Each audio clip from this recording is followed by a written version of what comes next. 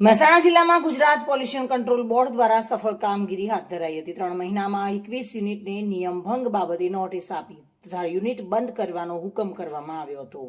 મહેસાણા જિલ્લામાં pollution control કરવા માટે 1 જૂનથી અત્યાર સુધી 21 યુનિટને નોટિસ આપવામાં આવી, જેમાંથી 5 યુનિટને બંધનો હુકમ કરાયો છે। તમામ 5 યુનિટને બંધના હુકમ સાથે પર યુનિટ 1 લાખ રૂપિયા ડિપોઝિટ કરવામાં આવી છે।